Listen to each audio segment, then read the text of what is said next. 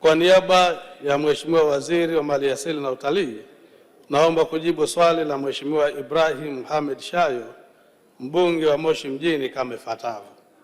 Mheshimiwa Naibu Spika, mnamo tarehe 20 Disemba 2025, Wizara ilishiriki katika uzinduzi wa Chama cha Wapagazi TAP uliofanyika Manispaa ya Moshi, mkoa wa Kilimanjaro.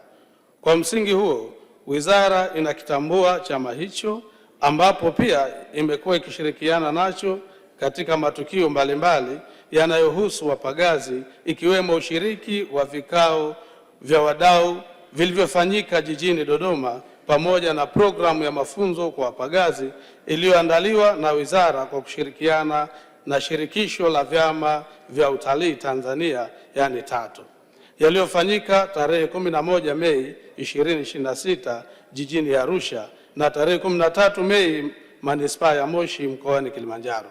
Mheshimiwa Naibu Spika, napenda kumpongeza sana Mheshimiwa mbunge kwa kukubali kuwa mlezi wa umoja wa Chama cha Wapagazi Tanzania na kumhakikishia kuwa Wizara itaendelea kumpatia ushirikiano katika kutimiza jukumu hilo kwa maslahi mapana ya kukuza sekta ya utalii nchini, hususan utalii wa mlima ambapo wapagazi wana mchango muhimu katika kuhudumia watalii wetu. Tanzania Unforgettable.